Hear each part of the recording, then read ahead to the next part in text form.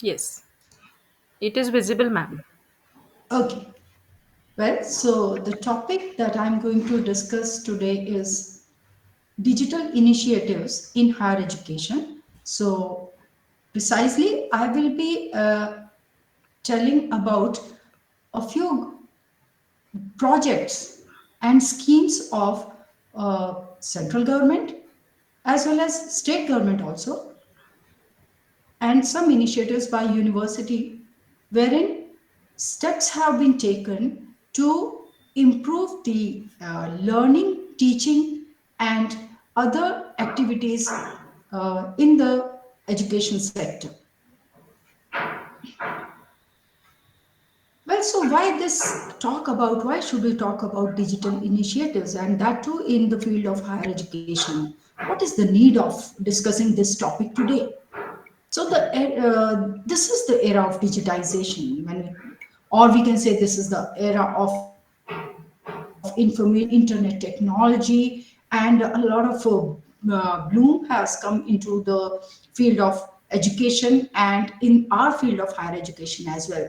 Different government and non-government bodies are taking steps to enhance the experience of students in terms of classroom teaching as well as their learning process. One of the most successful story of Ministry of Education or the erstwhile Ministry of Higher Education in this sector of higher education has been NMEICT, which is National Mission on Education through ICT.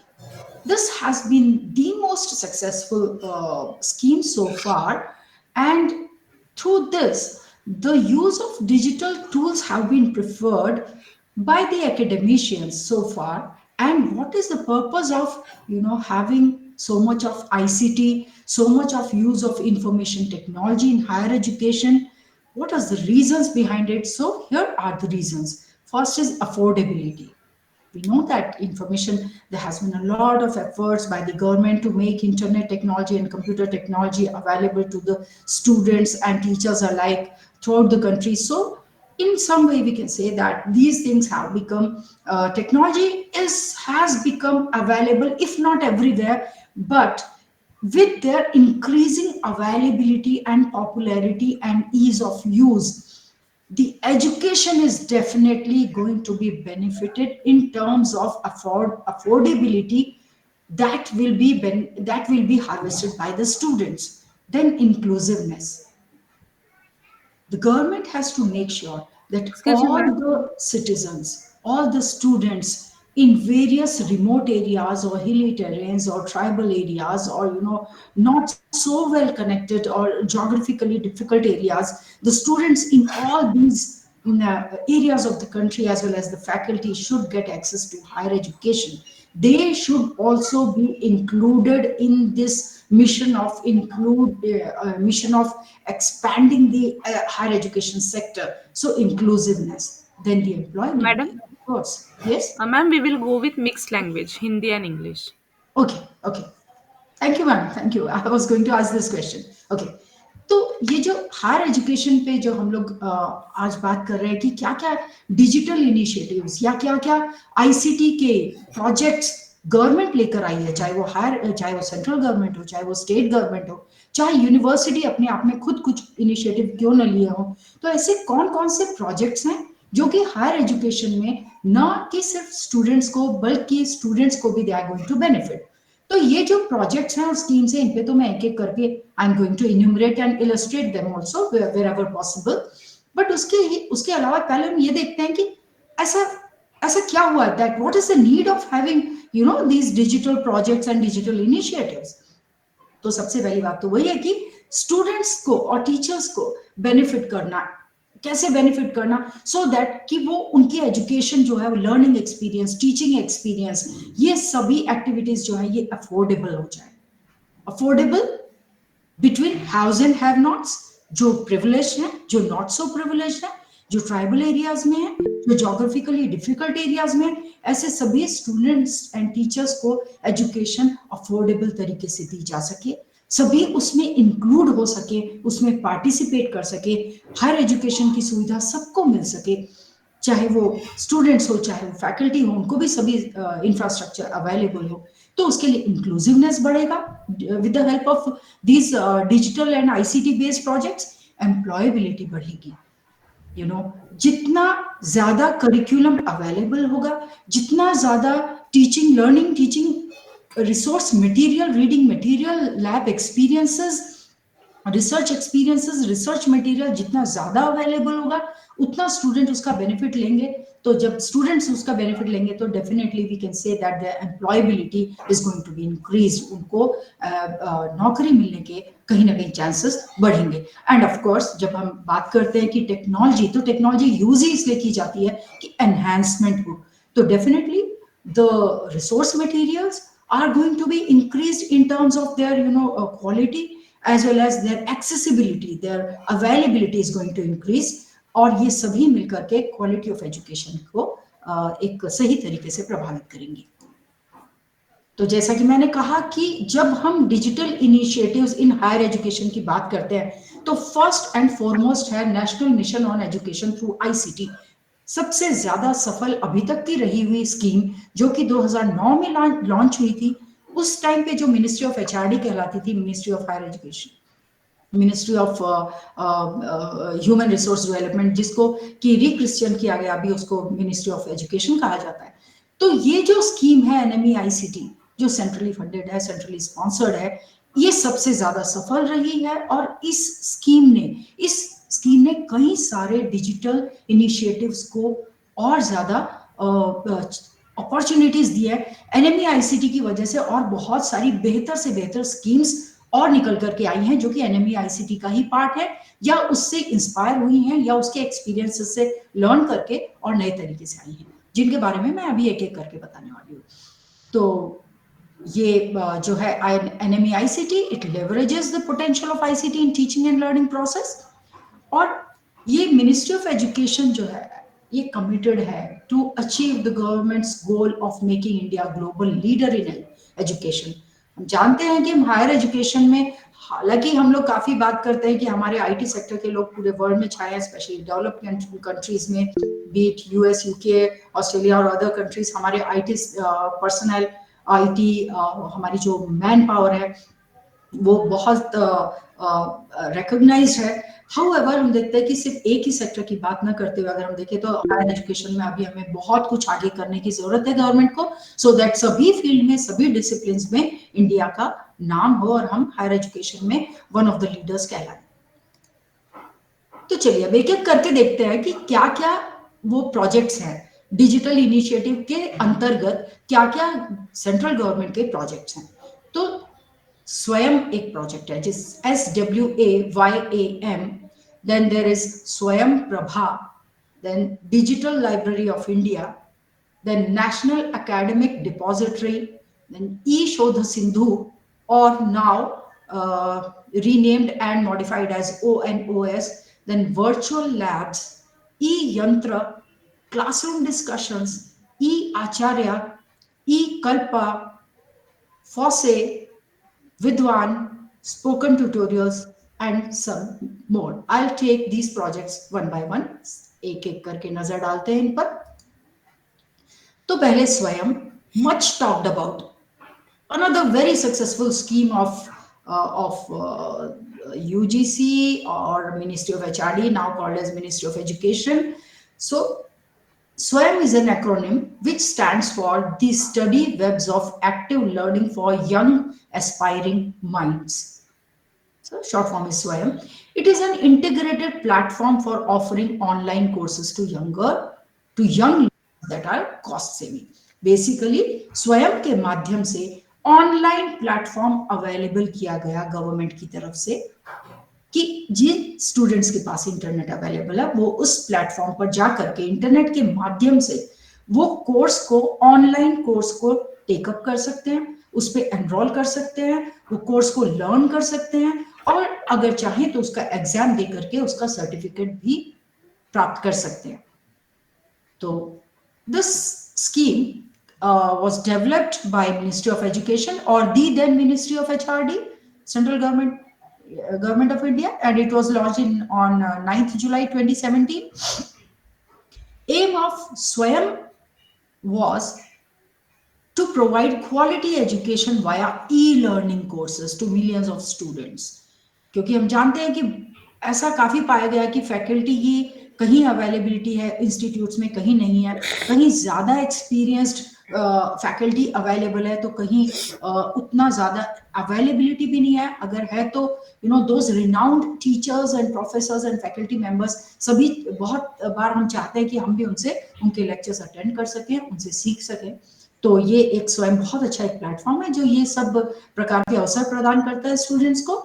और इसका principal क्या है? स्वयं का principal सिद्धांत यही है कि एक्सेसिबिलिटी बढ़े, इक्विटेबल तरीके से बढ़े, सभी को समान रूप से वो कोर्सेज करने का, ऑनलाइन प्लेटफॉर्म को यूज करके कोर्सेज करने का अधिकार मिले, और क्वालिटी भी सबको प्राप्त, सभी स्टूडेंट्स को प्राप्त हो, जो कि पॉसिबल है using leveraging the benefits of internet technology and computer technology these days. तो इसमें अब स्वयं कौन से कोर्सेज के लिए 9th स्टैंडर्ड से लेके अप टू पोस्ट ग्रेजुएशन तक के कोर्सेज स्वयं पर चलते हैं। इसके वेरियस कोर्स कोऑर्डिनेटर्स हैं और काफी वेरियस एजेंसीज हैं जिनको कि यूजीसी ने या मिनिस्ट्री ऑफ एजुकेशन ने ये टास्क दिया है कि आप कोर्स कोऑर्डिनेटर बने और वेरियस कोर्सेज को डिजाइन करवाएं और लॉन्च करवाएं। सो टोटल कोर्सेज अभी काफी, मतलब ये तो 2022 का आंकड़ा है, लेकिन अभी 2500 से ऊपर कोर्सेज हो चुके हैं लर्न। और इसका वेबसाइट आपको पता ही है कि swayam.gov.in, या फिर आप गूगल पे जाके स्वयं भी टाइप करते हैं तो आपको वो उसका यूआरएल या वेबसाइट मिल जाता है।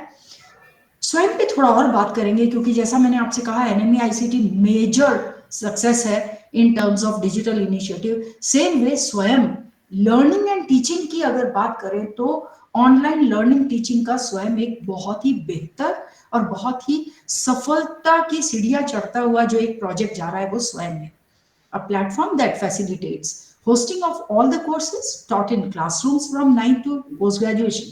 खास बात एक्सेसिबिलिटी, कहीं से भी, एनीवेयर एनी टाइम, कोई भी कहीं से भी, अगर इंटरनेट है, कंप्यूटर है या कंप्यूटर इक्विवेलेंट गैजेट है, कुछ हाथ में डिवाइस है, तो वो उससे अपना ये कोर्सेज को स्टूडेंट कहीं से भी लर्न कर सकता है। सभी कोर्सेज इंटरैक्टिव हैं और best of the best teachers in the country are available. और खास बात यह है कि फ्री ऑफ कॉस्ट है, कोई कॉस्ट नहीं लगेगा। More than 1000 specially chosen faculty and teachers, हजारों टीचर्स, बेहतर से बेहतर टीचर्स को ये काम दिया गया है और उन्होंने खुद वॉलंटरीली स्वयं में कोर्सेज डिजाइन कर रहे हैं और सबमिट कर रहे हैं और अप्रूव होने के बाद लॉन्च होते जा रहे हैं। तो कोर्स में जो है बेसिकली स्वयं में 4 भाग हैं स्वयं के, जिनको कहते हैं 4 क्वाड्रेंट्स। तो स्वयं में पहला quadrant, most important aspect of Swayam, the first quadrant is video lectures available. दूसरा, इसमें रीडिंग मटेरियल अवेलेबल है, जैसे कि आपको ई बुक्स चाहिए या ई जर्नल चाहिए या कुछ लेक्चर्स चाहिए, ऑडियो, वीडियो, टेक्स्ट, पीडीएफ, किसी भी फॉर्म में, तो ये सभी डाउनलोडेबल हैं और प्रिंटेबल हैं स्वयं में। और सेल्फ असेसमेंट टेस्ट भी वहां पर और क्विज भी वहां पर मौजूद है। जो स्टूडेंट वो टेस्ट देना चाहते हैं या क्विज लेना चाहते हैं वो कर सकते हैं, जिसको कि जो कोर्स कोऑर्डिनेटर, जो उसका जो उस पर्टिकुलर कोर्स का जो कंसर्न टीचर या फैकल्टी या कोऑर्डिनेटर है वो उसको असेस करेगा और आपको क्रेडिट्स या आपको क्रेडिट्स या जो भी स्कोर है अवार्ड करेगा। ऑनलाइन डिस्कशन फोरम भी है जहां पर कि अगर आपको जब आपने कोई कोर्स कर रहे हैं, आपको कोई डाउट्स आते हैं तो आप वहां पे फोरम पे जाकर के कंसर्निंग फैकल्टी के साथ में आप डिस्कस कर सकते हैं। Steps have been taken to enrich the learning experience। बेहतर से बेहतर पेडागोजी का इस्तेमाल किया जा रहा है, टेक्नोलॉजी का इस्तेमाल किया जा रहा है, so that learning teaching experience को, खास करके स्वयं में लर्निंग, स्टूडेंट्स के लर्निंग एक्सपीरियंस को एनहांस किया जा सके। Courses delivered through Swayam are available free of cost. ये तो इसकी बहुत ही खासियत है, कोई भी इसको बिना पैसे, कोई ये चिंता की हुई कि मुझे क्या फीस लगेगी, अफोर्डेबल होगा कि नहीं होगा, वो चिंता की बात ही नहीं है क्योंकि कोर्सेज फ्री हैं।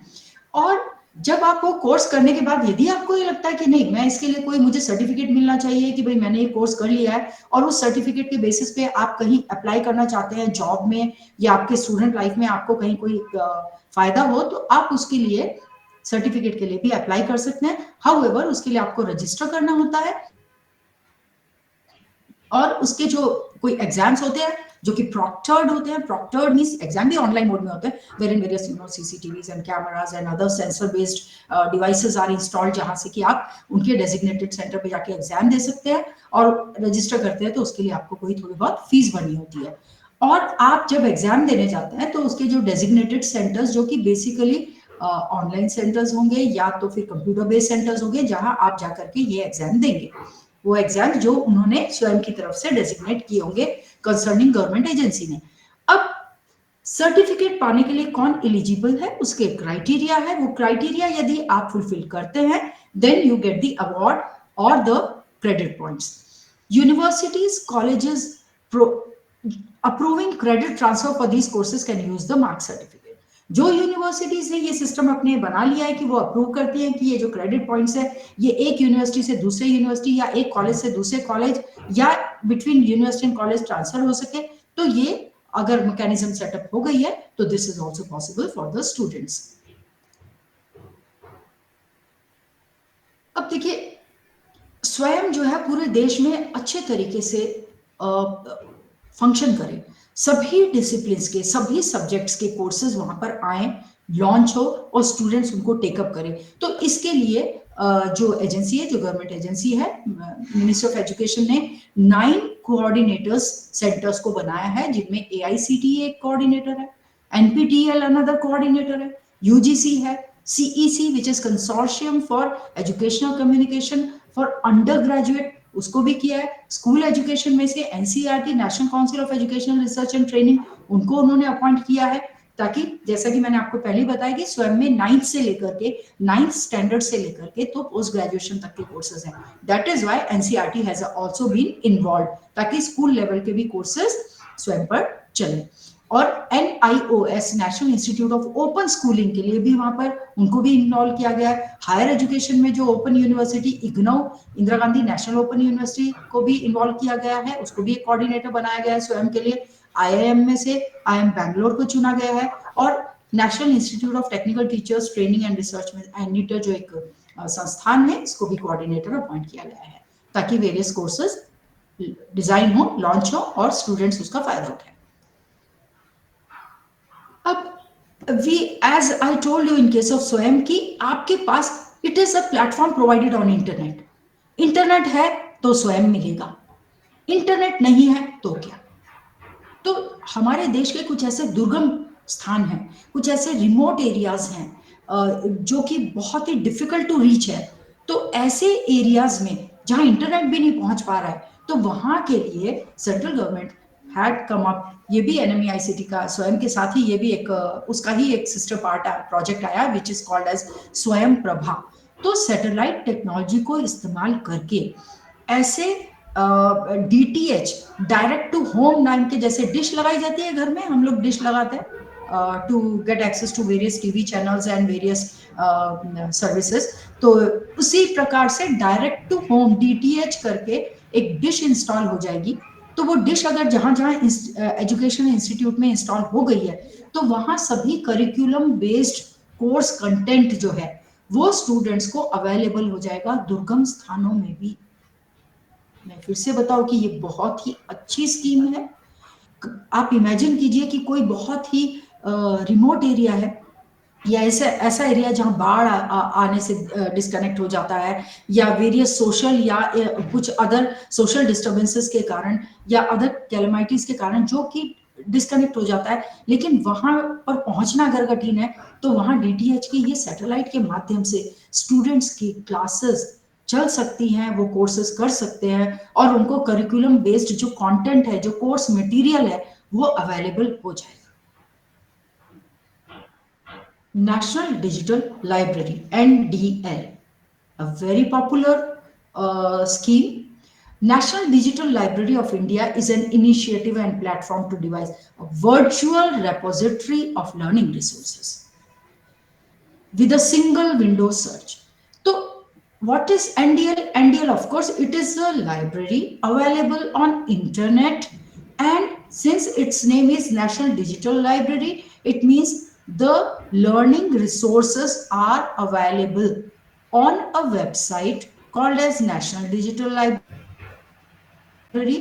learning resources, reading material, audio, video, text, and other kind of material through using various multimedia techniques and other technology. All such information sources, learning resources are available on NDL. तो ये एक virtual repository है किस चीज का? तो learning resources का। और खास बात यह है कि सिंगल विंडो सर्च है। आपको जो भी इंफॉर्मेशन सर्च करनी है आप उस विंडो में टाइप कर दीजिए, उसका ऑडियो वीडियो, ऑडियो भी आ जाएगा, वीडियो भी आ जाएगा, पीडीएफ भी आ जाएगा, सब सिंगल विंडो में सर्च होके ऑल काइंड्स ऑफ मटेरियल आपके सामने सर्च होके आ जाएगा, जिसको आप सेलेक्ट कर सकते हैं। सेलेक्ट करने के बाद आप उसको फुल ओपन करके उसको ऑडियो है तो सुन सकते हैं, टेक्स्ट है तो पढ़ सकते हैं, वीडियो है तो उसके लेक्चर को आप अपने हिसाब से सुन और पढ़ सकते हैं। More than 3 crore digital resources are available. तो इतना 3 करोड़ से ज्यादा अभी तक के मटेरियल इस पे we can say that more than 30 million resources, digital resources are available, and more than 50 lakh students have registered so far on this platform. अगर स्टूडेंट अपने आप को वहां पे रजिस्टर कर लेता है, फ्री है जबकि, तो वहां उसको ये सारे रिसोर्सेज मिलेंगे और उसका अपने खुद के लिए वो उस प्लेटफॉर्म को अच्छे से इस्तेमाल कर पाएगा। The mobile app of NDL helps users to access resources with ease. और खास बात जैसा कि आपसे कहा, ये सभी के सब जो है डिजिटल इनिशिएटिव्स है, मतलब they are using computer technology and they are using internet technology. उसकी वजह से 24/7 वो अवेलेबल थ्रू इंटरनेट होंगे आपके किसी भी डिवाइस पर, चाहे वो कंप्यूटर हो, लैपटॉप हो या मोबाइल डिवाइस हो। ई विद्वान, विद्वान पहले कहा जाता था, फिर इसको ई विद्वान भी कहते हैं। ये एक अनदर प्रोजेक्ट है, ये भी यूजीसी का एक प्रोजेक्ट है, काफी समय से चल रहा है, काफी साल हो गए इसको भी चलते हुए। It provides relevant information about the experts background, contact address, experience, scholarly publication, skills, accomplishment, research, identity, etc. So basically various universities में या colleges में जो teachers, जो faculty है, वो विद्वान नाम के सॉफ्टवेयर पे जाके, विद्वान नाम के प्रोजेक्ट पे जाके वो अपने आप को वहां पर लॉग इन करके अपना पूरा डेटा फीड कर सकते हैं। और जो डेटा किस बारे में होगा कि उनका पूरा उसमें क्वालिफिकेशन होगा, रिसर्च एक्सपीरियंस होगा, उनका जो भी कुछ स्कॉलरली पब्लिकेशंस होंगे, स्किल्स क्या है, अकम्पलिशमेंट अभी तक क्या है, और उनकी ऑर्क आईडी या गूगल आईडी वगैरह जो है, तो ये सब का सब वो वहां पर अपना इंफॉर्मेशन डाल सकते हैं विद्वान पर, सभी फैकल्टी या जो भी टीचर्स होंगे। तो it provides information about subject experts. अब एक बार विद्वान में ये सारा डेटा अगर अवेलेबल हो गया तो इससे बेनिफिट किसको होगा? इससे बेनिफिट हर उस संस्थान को होगा, चाहे वो मिनिस्ट्री ऑफ एजुकेशन हो, यूजीसी हो, यूनिवर्सिटीज हो, कॉलेजेस हो, जिनको ये देखना है कि सब्जेक्ट एक्सपर्ट कौन कौन है, नेशनल लेवल पे कौन कौन है, स्टेट लेवल पे कौन कौन है। तो वेरियस सब्जेक्ट एक्सपर्ट्स को आइडेंटिफाई करने में, उनसे कनेक्ट करने में, उनसे नेटवर्क करने में, various peers in your subject, various subject expert से कोलैबोरेट करने में, उनके साथ रिसर्च करने में, या उनके साथ में वेरियस पर्पसेस के लिए आपको टीचिंग, लर्निंग, रिसर्च या अदर एक्टिविटीज के लिए आपको कोलैबोरेट करने में फैकल्टी को एक ये बहुत बड़ा माध्यम है। It helps to communicate directly with the experts who have the expertise that research scholars require. तो अगर कभी नेशनल लेवल कमिटीज फॉर्म हो रही है या किसी को अपॉइंट किया जा रहा है तो ई विद्वान का कई बार हेल्प ली जाती है। ई Shodh Sindhu, very useful, very effective tool, project in terms of research in universities in the country. ये शोध सिंधु बहुत ही कामयाब एक स्कीम रही है जिसने कि रिसर्च को बहुत ही उत्तम तरीके से बढ़ावा दिया है। तो ये ई शोध सिंधु, ये मिनिस्ट्री ऑफ एचआरडी जो अभी मिनिस्ट्री ऑफ एजुकेशन कहलाती है, उसका ये प्रोजेक्ट रहा है ई शोध सिंधु, जिसको कि which is managed by INFLIBNET centre of UGC. INFLIBNET, information and library network नाम का इन्फ्लिबनेट नाम का एक सेंटर है यूजीसी का। ज्यादातर जो मैं आपको आज जो प्रोजेक्ट्स बता रही हूँ उसमें more than 50% are launched, design and maintained and looked after by INFLIBNET centre of UGC. तो ई शोध सिंधु भी एक यूजीसी का बहुत ही उम्दा प्रोजेक्ट है, बहुत ही यूजफुल, और ये इसमें सभी यूनिवर्सिटीज पार्टिसिपेट करती हैं। तो ये प्रोजेक्ट जब शुरू में आया था, it came in around 2002-3, And Nagpur University has been fortunate to have been selected in this scheme in the first phase. तो 2002-3 से ही इसका नाम, तब ये शोध सिंधु नहीं था, तब इसका नाम था यूजीसी इंफोनेट। और इसके तहत जो है यूनिवर्सिटीज को, अब इसका पर्पस क्या था, इस पे थोड़ा सा मैं इलाबोरेट करती हूँ ताकि हमें ये पूरा समझने में आसान हो जाए इस पे, क्योंकि मैं काफी इंफॉर्मेशन आपको देने वाली हूँ। देखिए, होता ये है कि जो जितनी भी यूनिवर्सिटीज हैं हमारे देश में, चाहे वो सेंट्रल यूनिवर्सिटी है, स्टेट यूनिवर्सिटी है, या प्राइवेट यूनिवर्सिटी है, डीम्ड यूनिवर्सिटी है, सभी यूनिवर्सिटीज में रिसर्च चलता है। तो रिसर्च को फैसिलिटेट करने के लिए university libraries have to purchase journals, research journals, as well as citation database, indexing databases and abstracting databases. और ये जर्नल्स और जो डेटाबेसेस हैं, साइटेशन हो चाहे इंडेक्सिंग एब्स्ट्रैक्टिंग डेटाबेस हो, ये सब बहुत ही महंगे होते हैं। They are very expensive, running into lakhs and lakhs of rupees, और हर यूनिवर्सिटी एक तो इनको अफोर्ड नहीं कर सकती, और अगर थोड़ा बहुत अफोर्ड करती भी है तो कुछ खरीद पाती है, ज्यादातर छूट जाता है। और ये भी पाया गया, तो इससे क्या पाया गया कि जितना चाहिए हमको इंफॉर्मेशन वो हमको नहीं खरीद पा रहे हम लोग। और वेरियस यूनिवर्सिटीज, ये भी देखा गया, यूजीसी ने खुद ही ऑब्जर्व किया कि एक ही टाइप का resource, for example humanities index, statistical abstracts या बायोलॉजिकल एब्स्ट्रैक्ट्स, ये पाया गया कि ये सब के सब जो डेटाबेसेस हैं या कि जर्नल्स हैं, नेचर जर्नल है या इकोनॉमिक एंड पॉलिटिकल वीकली है या साइंस जर्नल, इस टाइप, ये देखा गया कि हर यूनिवर्सिटी इनको सब्सक्राइब कर रही है, हर यूनिवर्सिटी इनके लिए हर साल पैसे दे रही है, बहुत ही महंगे हैं, जिन जो जो अफोर्ड कर सकते हैं, तो मल्टीपल सब्सक्रिप्शन हो रहे हैं। So that is why UGC came up with an idea of subscribing through consortium, एक कंसोर्शियम मॉडल जिसमें यूजीसी की अपना सेंटर जो कि इन्फ्लिबनेट है, वो सब्सक्राइब करेगा, खरीदेगा जर्नल्स को, डेटाबेसेस को, खरीदने के बाद पब्लिशर से एक बहुत ही इकोनॉमिक प्राइस पे खरीदेगा। खरीदने के बाद ये जर्नल्स को किस फॉर्म में लेगा, प्रिंट में ना लेते हुए इलेक्ट्रॉनिक फॉर्मेट में लेगा, जर्नल्स को भी और डेटाबेसेस को भी, उनसे खरीदने के बाद, जिसको हम एनुअल सब्सक्रिप्शन कहते हैं। और अब क्योंकि वो ई फॉर्म में है, तो दे can B made available on internet, तो इंटरनेट के माध्यम से उनको अवेलेबल करने के लिए पूरे देश व्यापी एक नेटवर्क होना पड़ेगा। वो ऐसा नेटवर्क होगा जो सभी यूनिवर्सिटीज को कनेक्ट करेगा और सभी रिसर्च एंड डेवलपमेंट जो R&D इंस्टीट्यूट्स है गवर्नमेंट के, उनको भी कनेक्ट करेगा। तो ऐसा एक नेटवर्क भी एक स्कीम 2009 में ही आई थी, और 2010-11 में जो कि कमीशन भी हुई है, नागपुर यूनिवर्सिटी में भी हुई है, उसका नाम है NKN, national knowledge network. National knowledge network क्या करता है, ये उस नेटवर्क का नाम है जो सभी यूनिवर्सिटीज को आपस में कनेक्ट करता है, सभी R&D इंस्टीट्यूट्स को आपस में कनेक्ट करता है। तो ये जो नेटवर्क है, जिसको कि एक लॉजिकली कंसेप्चुअली नाम दिया गया नेशनल नॉलेज नेटवर्क, पर ये एक फिजिकल नेटवर्क है जो कि जिसको कि इंप्लीमेंट किया भारत संचार निगम लिमिटेड BSNL ने।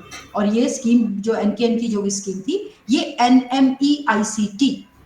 NMEICT का ही एक पार्ट थी, उसी का एक प्रोजेक्ट था। तो NKN क्योंकि NKN भी लॉन्च हो रहा था, इस वजह से, और it had already started rolling in conceptually, and then वो प्लान हो चुका था, तो यूजीसी इंफोनेट नाम से शुरुआत में जो है वो वेरियस VSAT सैटेलाइट टेक्नोलॉजी एक है, VSAT के थ्रू यूजीसी इंफोनेट नाम से एक नेटवर्क स्टार्ट हुआ, जिसमें journals, databases in the form of E journals and e databases, वो सभी एक नेटवर्क के माध्यम से जो कि इंटरनेट के ऊपर अवेलेबल है, उसके थ्रू यूजीसी इन्फ्लिबनेट के थ्रू सबको प्रोवाइड कर रहा था। सो बेसिकली एकदम शॉर्ट में सिंपल तरीके से बोलूं तो यूजीसी इंफोनेट क्या कर रहा था, e journals and e databases in full text form universities को प्रोवाइड कर रहा है, पूरे देश में कर रहा था, और R&D इंस्टीट्यूट को भी कर रहा था। कोई यूनिवर्सिटी कोई पैसा नहीं पे कर रही थी, कोई रिसर्च इंस्टीट्यूट कोई पैसा पे नहीं कर रहा था,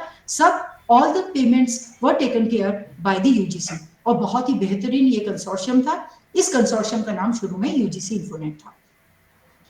अब बात, और इसमें कॉलेजेस के लिए एक एनलिस्ट नाम का कंसोर्शियम था, और जो इंजीनियरिंग के जो इंस्टीट्यूट्स हैं इंजीनियरिंग एंड टेक्नोलॉजी के लिए, उनके लिए इंडेस्ट AICT नाम का कंसोर्शियम था। तो ऐसे 3 कंसोर्शियम चल रहे थे शुरुआत में, यूजीसी इंफोनेट, एनलिस्ट एंड इंडेस्ट। तो बाद में इन्होंने क्या किया कि 2010-11 में इन लोगों ने ई शोध सिंधु को लॉन्च किया, और ई शोध सिंधु जो इफेक्टिव हुआ अराउंड 2014-15 से, धीरे धीरे करके सब तरफ स्प्रेड हो गया, सभी यूनिवर्सिटीज में यूज होने लगा। तो ई शोध सिंधु नाम उस प्रोजेक्ट का है जिसमें यूजीसी, इन्फोनेट, एनलिस्ट और इंडेस्ट तीनों कंसोर्शियम को मर्ज कर दिया गया। तो बेसिकली हुआ क्या कि जो भी रिसोर्सेज हैं कॉलेजेस को मिलते थे, या टेक्नोलॉजिकल इंस्टीट्यूट को मिलते थे, या ट्रेडिशनल यूनिवर्सिटीज को मिलते थे, सभी या of all type of universities सभी एक प्लेटफॉर्म पे आ गए। उस प्लेटफॉर्म पे मतलब इंटरनेट के माध्यम से सबको मिलने लगे। हाउएवर यहाँ पे ये ध्यान दीजिए कि सभी यूनिवर्सिटी को सभी कुछ नहीं मिलता था। जैसे नागपुर यूनिवर्सिटी को एक मान लीजिए एज ऑन टुडे हमें करीब 7,500 ई जर्नल्स फुल टेक्स्ट मिलते हैं, और से we get 4 databases, 4 indexing, abstracting and citation databases we get access to। तो जरूरी नहीं है कि यही सेम अमरावती यूनिवर्सिटी को मिल रहा होगा, यही सेम मुंबई यूनिवर्सिटी को मिल रहा होगा, या यही same Hyderabad university which is a central university, तो या फिर आईआईटीज को, आईआईएम्स को, जिसका जो सब्जेक्ट में डील करता है उससे रिलेटेड उनको रिसोर्सेस अवेलेबल हो रहे थे, जो कॉमन है वो तकरीबन सभी को प्रोवाइड किए जा रहे थे। और ये भी देखा जा रहा था कि भाई कौन सा यूनिवर्सिटी क्या यूज करता है, यूसेज अगर कम है तो उसको वो लोग अगले साल में डिसकंटिन्यू भी करते थे। तो करंट तो बेसिकली ई शोध सिंधु या क्या कर रहा था कि it is giving you access to full text e journals and indexing and abstracting databases, वो भी आप एक्सेस कर सकते हो। कौन से करोगे? जो यूजीसी का सेंटर है इन्फ्लिबनेट, उसने सब्सक्राइब किए होंगे। ओके, और वो सब्सक्राइब कैसे करते हैं, उनको अपनी डिमांड, हर यूनिवर्सिटी की डिमांड कैसे पता चलती है, ये तो डेटा वो लोग ऑलरेडी यूनिवर्सिटीज से लेते रहते हैं, और उनके पास ये डेटा ऑलरेडी होता है। They have appointed various subject experts and committees. अब एज आई टोल्ड यू, पहले यूजीसी इन्फोनेट था 2002-3 में, लिमिटेड एक्सेस था, टेक्नोलॉजी भी क्योंकि पुरानी थी जिसका लिमिटेड था, स्पीड भी कम थी, नंबर ऑफ जो टाइप ऑफ रिसोर्सेज भी लिमिटेड थे। फिर उसका स्प्रेड बढ़ाया गया और उसको ई शोध सिंधु नाम से रिक्रिश्चियन करके उसको और इफेक्टिव बनाया गया, ज्यादा नंबर ऑफ रिसोर्सेज बढ़ाए गए। और ये सभी, जब मैं रिसोर्सेज कहती हूँ तो I am talking about E journals and e databases. और अगर कॉलेजेस का है तो वहाँ पे ई बुक्स भी प्रोवाइड होती है। कॉलेजेस में ज्यादातर ई बुक्स ज्यादा है, ई जर्नल्स कम है, डेटाबेसेस नॉमिनल है। तो अभी recently in 2025 what has happened, even e Shodh Sindhu को भी रीनेम कर दिया गया है, और उसको भी मॉडिफाई करके एक नए रूप से, बेहतर तरीके से, with better kind of technology use and better use of technology and better availability and accessibility to various resources, ONOS नाम की एक स्कीम आई है 2025 में, वन नेशन वन सब्सक्रिप्शन। इसको हम ध्यान से देखते हैं। So one nation one subscription, basically देखिए फिर से ऑब्जेक्टिव वही है। क्या है objective? Various universities in the country, various R&D institutes in the country, चाहे वो यूनिवर्सिटीज, सेंट्रल यूनिवर्सिटी हो, स्टेट यूनिवर्सिटी हो, डीम्ड यूनिवर्सिटी हो, प्राइवेट यूनिवर्सिटी हो, या फिर वेरियस R&D इंस्टीट्यूट, चाहे वो CSIR के हो, ICAR के हो, DRDO के, वेरियस रिसर्च इंस्टीट्यूट, सबका नेटवर्क पहले से NKN नाम का नेटवर्क बन चुका है। अब सभी को क्या देना है? रिसोर्सेस देने हैं। और रिसोर्सेस किस लिए देने हैं? क्योंकि रिसर्च को बेटर करना है, एकेडमिक्स एंड रिसर्च को बेहतर करना है, क्वालिटी को इंप्रूव करना है। यही उद्देश्य से यूजीसी इन्फोनेट लाया गया, यही उद्देश्य से उसको बेहतर करके ई शोध सिंधु नाम से उसको स्ट्रेंथन किया गया। और इसी उद्देश्य से और ऑब्जेक्टिव्स को वाइडर करते हुए अभी जो 2025 में लाया उसको नाम दिया गया है ONOS। पर पर्पस अभी भी वही है कि लोगों की availability and accessibility to full text e journal बढ़े, टू डेटाबेसेस बढ़े, सो दैट उनके एकेडमिक्स और रिसर्च बेहतर हो सके, स्टूडेंट्स के भी और फैकल्टी के भी, साइंटिस्ट लोगों के भी जो वेरियस R&D इंस्टीट्यूट में काम करते हैं। सो ONOS क्या है? One nation one subscription. इसका अर्थ है national licences for e journal database subscriptions for most of the prominent journal publishers. World में जितने भी prominent, famous, renowned, popular, reputed publishers हैं, ऐसे, क्योंकि 2025 में अभी ONOS लॉन्च हुआ है, तो ऐसे 25 सॉरी 30 पब्लिशर्स सेलेक्ट किए गए हैं। अब वो 30 रिनाउंड कौन से आपके दिमाग में इस वक्त जो भी नाम आ रहे हैं वो सब उसमें इंक्लूड हो चुके हैं। मैं अभी दिखाती हूँ आपको। A total of 30 major international journal publishers have been included. अब क्या किया जाएगा, उन पब्लिशर्स के जर्नल लिए जाएंगे और उनको फुल टेक्स्ट जर्नल्स को उनके आर्टिकल पीडीएफ लेवल तक एक्सेसिबल होना चाहिए। इस तरीके से वो आपको आपके नेटवर्क पे एनकेएन पे, या आपने अगर कोई किसी यूनिवर्सिटी ने अगर मान लीजिए एनकेएन का पार्ट नहीं था, अपना कोई नेटवर्क बनाया है, तो वो अपने आईपी एड्रेसेस इन्फ्लिपनेट अगेन जो यूजीसी का सेंटर है उनको अपने एड्रेसेस प्रोवाइड करेगा, तो उनको वो ओएनओएस का वो पार्ट हो सकते हैं। तो जितने भी ई शोध सिंधु पे मेंबर थे, जितनी भी यूनिवर्सिटी आर&डी इंस्टीट्यूट ई शोध सिंधु के मेंबर थे, वो सारे के सारे ऑलरेडी ओएनओएस में इंक्लूड हो चुके हैं by default, including this university of arts. हमारी राष्ट्र संत तुकडोजी महाराज नागपुर यूनिवर्सिटी भी ओएनओएस का पार्ट है। तो 30 मेजर पब्लिशर्स हैं वहां पर। Initiative will open a gold mine of knowledge available in top quality scholarly journals to nearly 1.8 crore students, faculty members, researchers and scientists of all disciplines. ऐसा नहीं है कि सिर्फ साइंस वालों को दिए जाएंगे, ह्यूमैनिटीज वाले, social sciences, arts, fine arts, then management, so law faculty, आप जितने भी वेरियस डिसिप्लिन है, multi disciplinary, all discipline, all subjects, almost all subjects have been taken care of. सभी के ई जर्नल और ई डेटाबेसेस हमें ओएनओएस में या जो ई शोध सिंधु में थे वो यहाँ पर मिलेंगे और अभी और भी बढ़ाए जाएंगे, including those in tier 2 and tier 3 cities. हो ये रहा था कि जो टीयर 2 सिटीज हैं, टीयर 3 सिटीज हैं, स्मॉल सिटीज हैं, वो एनकेएन पर नहीं थी, नेशनल नॉलेज नेटवर्क पर नहीं आ पा रही थी, और उनको दे वर unable to access e Shodh Sindhu and other resources. तो या फिर वो उनके जो कॉलेजेस है या यूनिवर्सिटीज को एक्सेसिबल नहीं था e journals and e databases, तो अभी उनको भी इंक्लूड किया जा रहा है। So as I told you, digital initiative का एक बहुत बड़ा मेजर ऑब्जेक्टिव क्या था, इंक्लूसिवनेस। तो ओएनओएस के माध्यम से न कि सिर्फ अवेलेबिलिटी और बढ़ा दी जा रही है, बल्कि इंक्लूसिवनेस भी बढ़ाई जा रही है, क्योंकि tier 2 cities and tier 3 cities भी अब इंक्लूड हो रहे हैं ओएनओएस में। बहुत ही अच्छा इनिशिएटिव है। दी ओएनओएस अभी ये 1 जनवरी 2025 से स्टार्ट हो चुका है, फेज 1 में है, और अभी जो लॉन्च हुआ है तो 3 साल को ध्यान में रखते हुए 2025, 2026 और 2027 के लिए आगे भी कंटिन्यू होगा ऑफ कोर्स। अब ये जो as I told you INFLIBNET centre जो है वो इस पूरे प्रोजेक्ट को कोऑर्डिनेट करता है। ओएनओएस को प्रोजेक्ट कोऑर्डिनेट करना मतलब कौन से रिसोर्सेज को सब्सक्राइब करना है, किन यूनिवर्सिटीज को इंक्लूड करना है, कैसे इंक्लूड करना है, क्या उनका नेटवर्क प्रोटोकॉल है, क्या आईपीस है वगैरह, और डिपार्टमेंट ऑफ हायर एजुकेशन का ये बहुत ही एम्बिशियस एंड स्कीम। तो जैसा कि मैंने आपसे कहा, ONOS one nation one subscription पे renowned publishers 30 to start with इस साल से शुरू हो गया। जैसे आप एल्जवियर बोलेंगे, एल्जवियर साइंस डायरेक्ट है, स्प्रिंजर है, वाइली है, टेलर एंड फ्रांसिस है, ऑक्सफोर्ड यूनिवर्सिटी प्रेस है, सेज जर्नल्स है, IEEE है, कैम्ब्रिज यूनिवर्सिटी प्रेस है, इंस्टीट्यूट ऑफ फिजिक्स है, अमेरिकन AIP जो हम बोलते हैं, अमेरिकन इंस्टीट्यूट ऑफ फिजिक्स भी है, रॉयल सोसाइटी ऑफ केमिस्ट्री है, देन एमराल्ड है, medical publisher, BMJ journals, American Physical Society, World Scientific Publishing, American Society of Microbiology, University of Chicago Press है, देन बेंथम साइंस है, American Society of Biochemistry, American Association of Advancement of Science है, then and ACM digital library है। And मैंने पूरा list में यहाँ नहीं दिखाई हूँ, but if you go to the website onos.gov.in, you will get the list of entire publishers that have been included on ONOS. आपको क्या करना है, onos.gov.in पे जाइए और वहां आपको पूरे publishers की लिस्ट मिल जाएगी।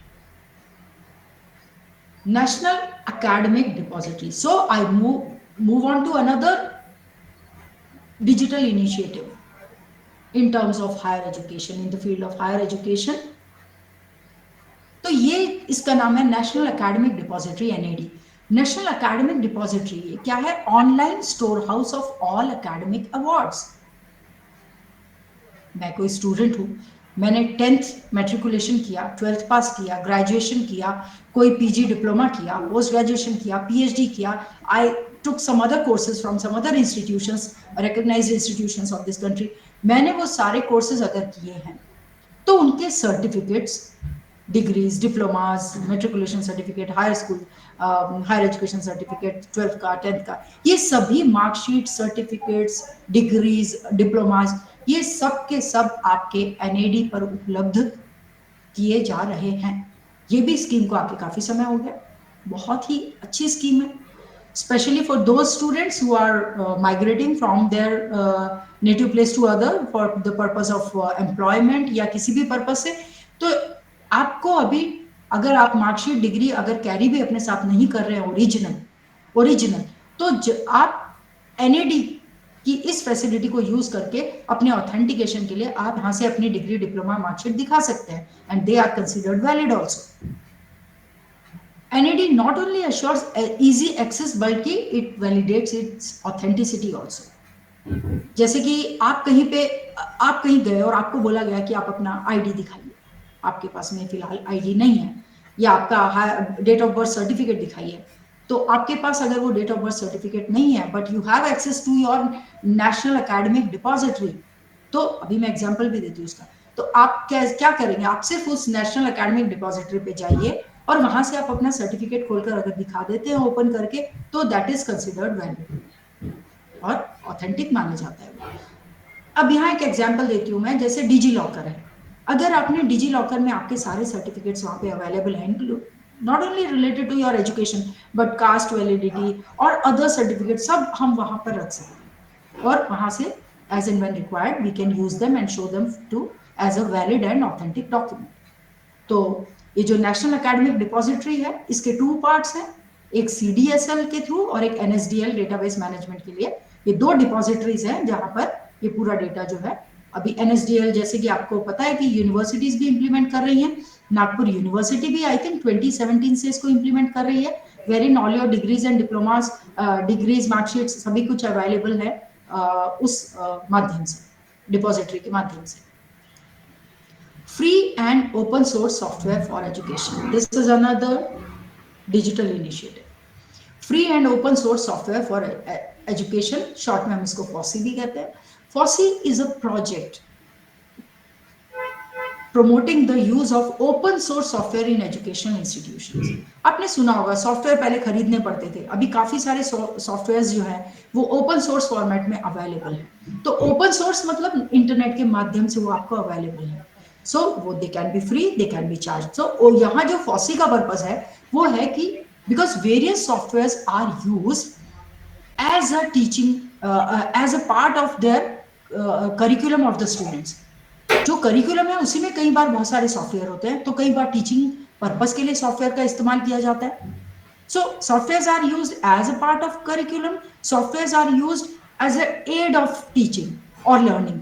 तो इन तीनों ही माध्यम को, तीनों ही पर्पस को अचीव करने के लिए FOSSEE प्रोजेक्ट है, जो कि and this project is developed by IIT Mumbai and such as, इसमें जैसे कि इंस्ट्रक्शनल मटेरियल तैयार किया जाता है, how to learn a software, spoken tutorials are there. Spoken tutorials को इम्प्लीमेंट किया गया है तकरीबन by all the most of the universities, हमारे नागपुर यूनिवर्सिटी में भी इम्प्लीमेंट किया गया है। और इस जैसे कि टेक्स्ट बुक कंपेनियंस भी होते हैं, have a text book and it has a companion with your text book, जो कि आपको बताएगा कि how to read your book and how to understand it and how to learn the software. And awareness program और इसके काफी training programme, internship programmes भी हुए हैं। और खास बात यह है कि ये सारे जो FOSSEE प्रोजेक्ट के अंतर्गत जितने भी सॉफ्टवेयर हैं वो सभी फ्री टू डाउनलोड है, आप उनको फ्रीली डाउनलोड कर सकते हैं। Now I come to another project, another digital project of Government of India, which is called as Virtual Lab. This project is designed fully interactive, is to design fully interactive labs. जो labs हैं किसी भी subject के, specially जिनमें experiments conduct किए जाते हैं, उनको वर्चुअल बनाना है। वर्चुअल का मतलब the labs to be made available, common terms में बोले तो थ्रू इंटरनेट। इंटरनेट पे वो लैब अवेलेबल हो, और एक बार आप इमेजिन करिए कि वो लैब अगर इंटरनेट पे अवेलेबल हो जाता है, तो जो एक्सपेरिमेंट करने का एक लिमिटेशन आता है कि आपको फिजिकल लैब में जाए सिवा आप वो कर नहीं सकते हैं स्टूडेंट्स, तो वो वर्चुअल लैब में भी अपने एक्सपेरिमेंट कर सकते हैं। नाउ जस्ट इमेजिन वो स्टूडेंट जिसको की एक्सेसिबिलिटी नहीं है, रिमोट एरिया में है, डिफिकल्ट एरियाज में है, जोग्राफिकली डिफिकल्ट लोकेशंस में है, वो भी वर्चुअल लैब के माध्यम से सभी सोफिस्टिकेटेड इक्विपमेंट को यूज करके अपने एक्सपेरिमेंट्स कर सकता है, और जो फैकल्टी है वो उनको वर्चुअल लैब के माध्यम से स्टूडेंट्स को सिखा सकते हैं। So simulated environments to perform experiments, collect the data and answer questions. तो होगा क्या, लैब, फिजिकल लैब की जगह एक सिमुलेटेड लैब होगा, और आपके जो एक्सपेरिमेंट्स भी उस सिमुलेटेड एनवायरमेंट में चलेंगे, वहीं से आपका डेटा भी जनरेट होगा, एक्सपेरिमेंटल डेटा, एंड जो भी आपके क्वेरीज, क्वेश्चंस, डाउट्स होंगे वहां से सॉल्व होंगे, जो भी आपने रिसर्च क्वेश्चंस लिए होंगे। तो it is essential to develop virtual laboratories with the state of the art computer simulation। ये काफी एक प्राइसी प्रोजेक्ट है, क्योंकि इसके लिए काफी सारा सिमुलेशन करना पड़ेगा using a sophisticated computer hardware, computer software, and then to make it available through some data center on the computer, on the internet। तो इस प्रकार से ये जो है सब डेवलप करके वो environment then real world environment के जैसा उसको क्रिएट किया जाएगा, एंड प्रॉब्लम हैंडलिंग कैपेबिलिटीज उसको दी जाएंगी, सो दैट स्टूडेंट को लगे कि वो एक्चुअल लैब में बैठ के काम कर रहा है। Another project, digital project of UGC INFLIBNET, Shodh Ganga. I think ये तो सभी लोग जानते हैं, शोध गंगा के बारे में सभी ने सुना है, कुछ लोगों को अनुभव आया है, जिनको अनुभव अभी तक शोध गंगा का नहीं आया उनको आएगा। अगर आप फैकल्टी हैं तो आप अपने स्टूडेंट्स को शोध गंगा रेफर करने के लिए बोलेंगे, अगर आप स्टूडेंट हैं तो आप time and again when you are conducting research, तो आप बार बार शोध गंगा पे जाएंगे और वहां से थीसिस को ओपन करके देखेंगे किस प्रीवियस रिसर्चर ने किसी पर्टिकुलर टॉपिक पे रिसर्च कैसे किया है, क्योंकि शोध गंगा एक रिपोजिटरी है, डिजिटल रिपोजिटरी है। उसके अंदर क्या है, उसके अंदर इंडियन यूनिवर्सिटीज के अवॉर्डेड पीएचडी थीसिस एंड डेजर्टेशंस है। किस फॉर्म में, डिजिटल फॉर्म में। उनको स्कैन, थीसिस को स्कैन किया गया, डिजिटाइज किया गया, शोधगंगा पे डाल दिया गया, और जो थीसिस रिसेंटली सबमिट होते जा रहे हैं 2013 ऑनवर्ड्स या उसके बाद, या जैसे जैसे यूनिवर्सिटी उसमें पार्टिसिपेट कर रही है, अपलोड कर रही है, तो यूनिवर्सिटीज के पास जैसे जैसे पीएचडी थीसिस आती जा रही है डिजिटल फॉर्मेट पे, right away after award of PhD सभी यूनिवर्सिटी अपने यहाँ की पीएचडी को after award of PhD Shodhganga के ऊपर अपलोड करती जा रही है, क्योंकि already universities have PhD thesis in soft copy format. तो ये शोधगंगा। एक्सेस रिक्वायरमेंट्स, शोधगंगा की एक्सेस करने के लिए आपको क्या चाहिए, एक फ्री डिजिटल एक्सेस है, ऑनलाइन है, आपके पास इंटरनेट है, आपके पास कंप्यूटर है या लैपटॉप है या मोबाइल फोन है, तो आप समझ लीजिए कि शोधगंगा आपको अवेलेबल हो चुकी है। आपको कुछ नहीं करना, गूगल पे जाइए, शोधगंगा पे जाइए, शोधगंगा.influnet.ac.in, या आप शोधगंगा गूगल पे टाइप कर दीजिए और जो यूआरएल आता है, वेबसाइट आता है, उस पर आप क्लिक कीजिए तो आप शोधगंगा पर पहुंच जाते हैं। It was established in 2011। Parent organization जिसने ये लॉन्च किया, डिजाइन किया, मेंटेन किया और आगे भी करती रहेगी, वो है इन्फ्लुनेट सेंटर ऑफ यूजीसी। इसका साइज तो अभी काफी बढ़ चुका है, मैं बताती हूँ आपको। रेफरेंस, अब देखिए शोधगंगा के ऊपर यूजीसी ने मैंडेट दिया हुआ है। यूजीसी का मैंडेट क्या है, रेगुलेशन क्या है? उन्होंने 2016 में यूजीसी ने ये कहा है, उन्होंने एक रेगुलेशन निकाला, minimum standards and procedure for award of MPhil और पीएचडी डिग्रीज रेगुलेशन 2016, और इसमें यूजीसी ने ये कंपलसरी किया है कि सभी पीएचडीज हैंसफोर्थ जो अवार्ड हो रही हैं सब की सब शोधगंगा पर अपलोड करना मैंडेटरी है।